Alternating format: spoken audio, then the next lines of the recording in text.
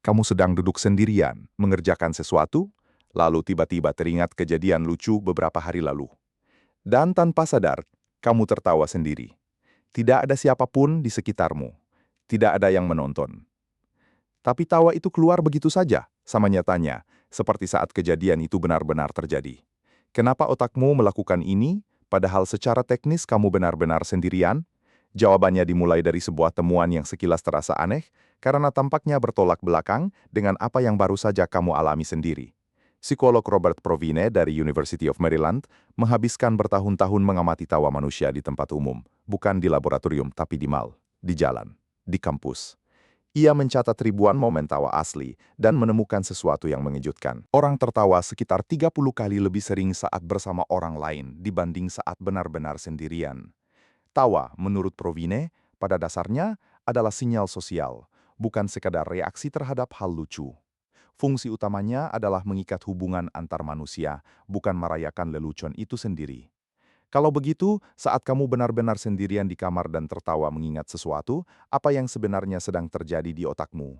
Neuroscientist Sophie Scott dari University College London meneliti bagaimana otak memproses tawa dan menemukan bahwa mendengar atau membayangkan tawa orang lain mengaktifkan area otak yang sama dengan tawa itu sendiri. Otakmu tidak hanya merespon suara tawa dari luar. Ia bisa mensimulasikan pengalaman sosial itu secara internal, cukup dengan membayangkannya. Ini mulai membuka jawabannya. Saat kamu mengenang momen lucu, kamu tidak sedang mengingat leluconnya saja. Kamu sedang mengingat seluruh adegan. Psikolog Daniel Schachter, yang meneliti bagaimana ingatan bekerja secara mendalam, menjelaskan bahwa mengingat bukan seperti memutar rekaman video yang tersimpan utuh.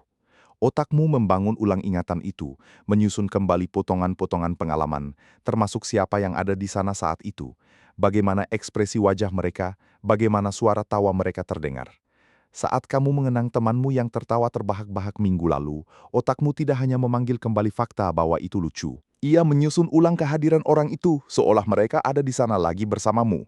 Jadi saat kamu tertawa sendirian mengenang sesuatu, secara teknis kamu memang sendirian di ruangan itu.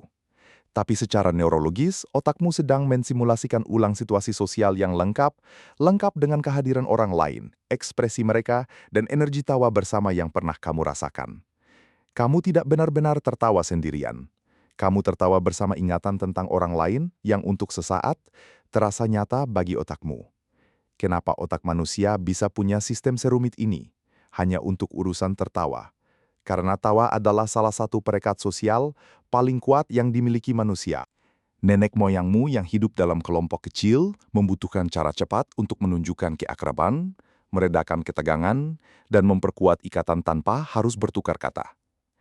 Kemampuan mensimulasikan kembali momen sosial itu, bahkan saat orangnya tidak ada di sana, membuat ikatan itu terus diperkuat di dalam kepalamu, jauh setelah momen aslinya berlalu. Ingatan yang bisa membuatmu tertawa lagi adalah ingatan yang membuatmu ingin kembali ke orang itu, mencari momen serupa lagi.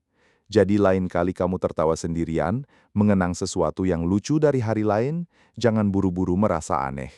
Kamu tidak benar-benar sendirian saat itu.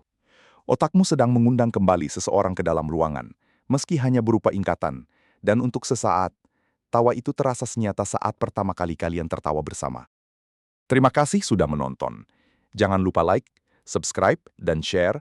Sampai ketemu di video selanjutnya.